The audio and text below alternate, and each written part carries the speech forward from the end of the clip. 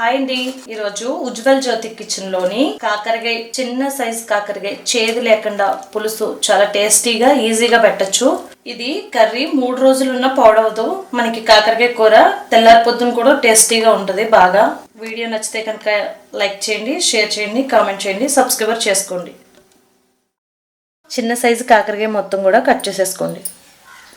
ఇలా ముక్కల కింద కట్ చేసుకున్నాక చాలా మంది పైన గీకేస్తారు కదా, వీటికి నేను గీకలేదు. లైట్ గా గీసుకోవాలనిపిస్తే గీసుకోండి కాకరకాయని. ఇప్పుడు ఇందులో చేదు కొంచెం పోగొట్టడం కోసం సాల్ట్ తీసుకోవాలి. ఇక్కడ సాల్ట్ వేసాక ఒకసారి ఇలా కలుపుకోవాలి. కలుపుకొని ఒక 10 నిమిషాలు పక్కన పెట్టారంటే చేదు పోతుంది అనమాట. కొంచెం వాటర్ తీసుకోవచ్చు, లైట్గా కొద్దిగా వాటర్ తీసుకుని ఆ వాటర్లో సాల్ట్ ఇది కలిసేటట్టు కలుపుకొని మీకు టైం ఉంటే ఒక అరగంట సేపు పక్కన పెట్టుకోవచ్చు. ఇలా కలిపేసి నేను పావు గంట సేపు పక్కన పెట్టేస్తున్నాను. ఈ ఉప్పు చేదులు ఆక్కుంటుంది. ఇక్కడ గింజలు కొన్ని ఉంచాను, కొన్ని తీసేస్తాను. మనకి గింజలు అనేది కొంచెం మగ్గుతాయి కాబట్టి టేస్టీగానే ఉంటాయి. ఇప్పుడు వాటర్ని తీసుకోండి, వాటర్లో కడిగేసుకోవాలి. లేదు ఇలా వాటర్ వద్దనుకుంటే మానేయచ్చు కూడా, డైరెక్ట్గా పిండి పక్కకు తీసేసుకోవచ్చు. ఇలా వాటర్లో నుంచి వాటర్ పోయకుండా ఉప్పు నీళ్ళతో ఇలా గట్టిగా కాకరకాయ ముక్కల్ని పిండేసి పక్కకు తీసేసుకోవచ్చు. పక్కన పెట్టుకోండి. స్టవ్ ఆన్ చేసి ప్యాన్ వేటెక్కాక ఆయిల్ వేసుకోండి. 2 టేబుల్ స్పూన్ల ఆయిల్ ఉంటుంది అది. ఇప్పుడు కాకరకాయ ముక్కల్ని వేసేసుకోండి ఆయిల్లో. ఒకసారి కాకరకాయ ముక్కల్ని కలుపుకోవాలి. ఉల్లిపాయల కన్నా ముందు కాకరకాయ ముక్కల్ని వేయించాలి, అప్పుడే చేదు అనేది పోతుంది. కాకరకాయ ముక్కలు తొందరగా మగ్గడం కోసం ఇక్కడ సాల్ట్ వేసుకోవాలండి. 1/2 టీ స్పూన్ సాల్ట్ వేస్తున్నాను. సాల్ట్ వేసాక ఒకసారి కలిపేసి మూత పెట్టేసి మగ్గనివ్వాలి. కాకరకాయ ముక్కలు ఇక్కడ సగం పైగానే మగ్గాయింది.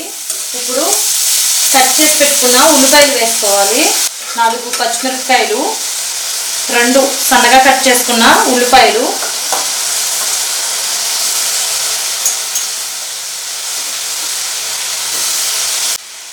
ఇప్పుడు దీన్ని కలపకుండా మూత పెట్టేసుకోవాలి. ఉల్లిపాయల్ని కాకరకాయ ముక్కల్ని కలపకూడదు.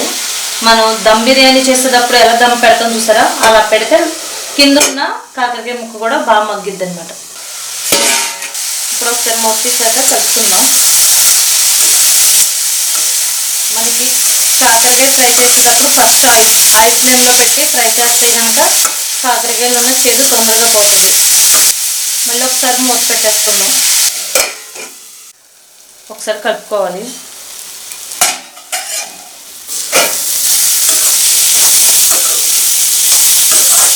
ఇప్పుడు టమాటా ఒకటి కట్ చేసుకుని టమాటా ఒకటి తీసుకోవాలి.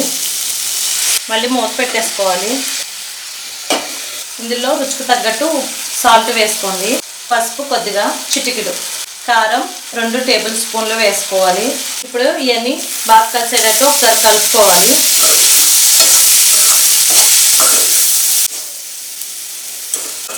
ఇప్పుడు కారం వేసాక మూత పెట్టుకుని కారంలో ఉన్న పచ్చివాసన అంతా పోయేటట్టు మగ్గబెట్టుకోవాలి. ఇప్పుడు మూత ఇప్పుడు కలుపుకోవాలి. ఇప్పుడు ఇదంతా బాగా మగ్గిందండి. ఇప్పుడు దీంట్లోకి ఒక నిమ్మకాయ అంత సైజు చింతపండు తీసుకుని పిండుకోవాలి. మనకి కాకరకాయ కూరలో డైరెక్ట్గా వాటర్ పోయకూడదు, చింతపండు వేస్తే చేదు పోతుంది. ఇప్పుడు డైరెక్ట్గానే ఇందులోకి చింతగుజ్జుని తీసుకుందాం.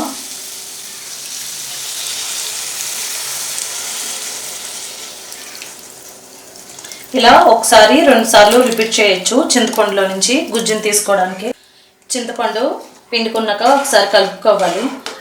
ఈ కాకరకాయ పులుసులోకి చింతపండు మీకు ఎక్కువ అనిపిస్తే కొంచెం వాటర్ కూడా తీసుకోవచ్చు. అలాగే తగినన్ని నీళ్లు కొంచెం యాడ్ చేసుకొని మళ్ళీ మూత పెట్టి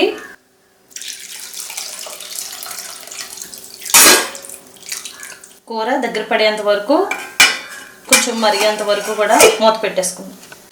మూత తీసుకున్నాక కర్రీ అనేది ఇలా ఉడుకుతుంది కదా, ఈ టైంలోని 3 టేబుల్ స్పూన్ల బెల్లం తీసుకోవాలి. ఈ బెల్లంతో కూరకి రుచి అనేది వస్తుంది. బెల్లం వేసాక ఒకసారి కలుపుకోవాలి. కొంతమంది చేదుని ఇష్టపడతారు కాబట్టి బెల్లాన్ని స్కిప్ చేసేయచ్చు. కానీ బెల్లం వేయడం వల్ల కాకరకాయ ముక్కకు కూడా వేసిన తీపి అనేది కొంచెం లైట్గా పట్టి కూర అనేది సమానంగా ఉండి టేస్టీగా ఉంటుంది. దగ్గర పడేంత వరకు కూడా ఉడికించుకుందాం. ఇక్కడ కూర ఇలా దగ్గర పడినప్పుడు ఉప్పు సరిపోయిందో లేదో ఒకసారి చెక్ చేసుకోండి. నాకైతే మాత్రం ఇక్కడ ఉప్పు సరిపోయిందండి. కొంచెం దగ్గర పడి దించేసుకుంటామే. ఇక్కడ కూర అనేది దగ్గర పడిపోయిందండి. స్టవ్ ఆఫ్ చేసేస్తున్నాను. ఇక్కడ